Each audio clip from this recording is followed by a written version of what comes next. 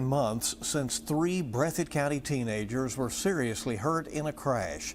2 were in critical condition and the other had serious injuries. But now the last of the 3 teens is back home after spending 93 days in hospitals and facilities getting treatment. WKYT's Mariah Conjito shows us his homecoming and what it means to the family. It's our top story at 5:30.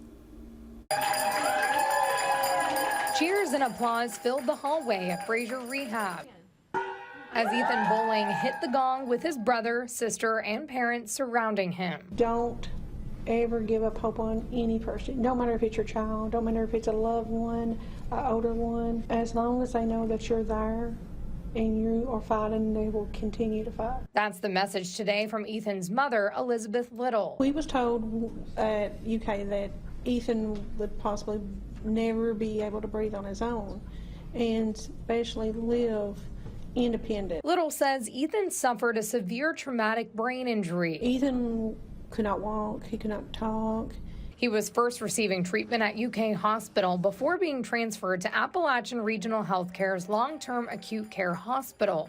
While there, doctors say he made enough progress to be transferred to Fraser Rehab. He was completely nonverbal and he was NPO, so meaning he was not able to eat or drink by mouth. Katie Lester was Ethan's speech pathologist who worked with him every day for his roughly 5-week stay at Fraser. He's a very good example of holistic improvement. He's improved from a cognitive, a communication standpoint, a swallow standpoint, a physical standpoint. Each day is a blessing. Ethan says he got the hope and energy to defy the odds and get back on his feet from all the people he loves. From the good Lord and Jesus, and from my parents, and from my family. Ethan was playing football, wrestling, and running track before the accident. He says he's excited to play one day again.